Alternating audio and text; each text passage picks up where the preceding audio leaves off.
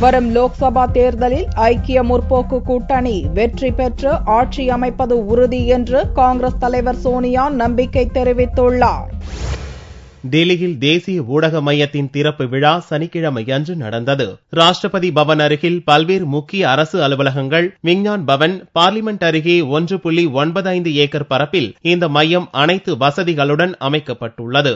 ஒரே நேரத்தில் 238 பத்திரிகையாளர்கள் பங்கேற்கும் வகையில் பிரம்மாண்டமான சந்திப்பு அரங்கும் அமைக்கப்பட்டுள்ளது.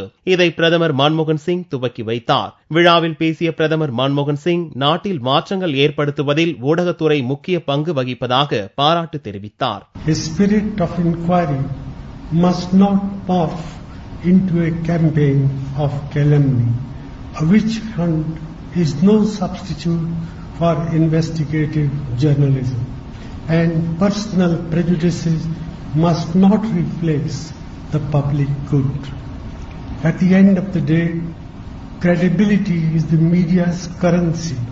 விழாவில் ஐக்கிய முற்போக்கு கூட்டணி தலைவர் சோனியாவும் பங்கேற்றார். பின்னர் செய்தியாளர்களிடம் பேசிய சோனியா, மும்பையில் பெண் போட்டோகிராபர் பாலியல் பலாத்கார சம்பவத்துக்கு கடும் கண்டனத்தையும் வேதனையும் தெரிவித்தார். பின்னர் கேள்விகளுக்கு பதிலளித்த சோனியா, வரும் லோக்சபா தேர்தலில் ஐக்கிய முற்போக்கு கூட்டணி மீண்டும் வெற்றி பெற்று ஆட்சியை பிடிப்பது 100% உறுதி என்றும், நடப்பு பார்லிமெண்ட் கூட்டத்தொடரிலேயே உணவு பாதுகாப்பு மசோதா நிறைவேற்றப்படும் என்றும் நம்பிக்கை தெரிவித்தார்.